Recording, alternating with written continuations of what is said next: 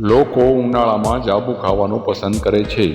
તેમાં રહેલા પોષક તત્વો આપણા સ્વાસ્થ્ય અને ત્વચા માટે ફાયદાકારક છે. તે દરરોજ ખાવામાં આવે તો તે સ્વાસ્થ્યને શું ફાયદા આપશે અને તેને કેટલી માત્રામાં ખાવું એના વિશે જાણીએ.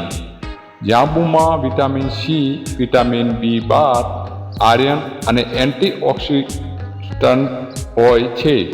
તે ખનિજો અને ફાઇબરનો સારો સ્ત્રોત છે. તેથી તેને નિયમિતપણે આહારમાં સામેલ કરવાથી આપણા એકંદર સ્વાસ્થ્ય માટે ફાયદાકારક છે.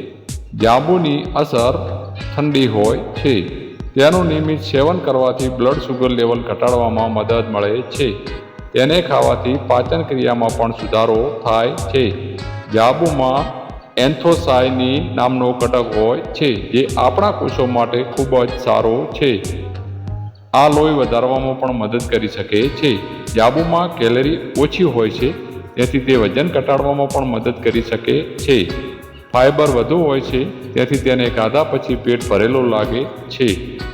તેમાં એન્ટીઓક્સિડન્ટ અને વિટામિન સી હોય છે, જે ત્વચાને સ્વસ્થ રાખવા માટે મદદ કરે છે.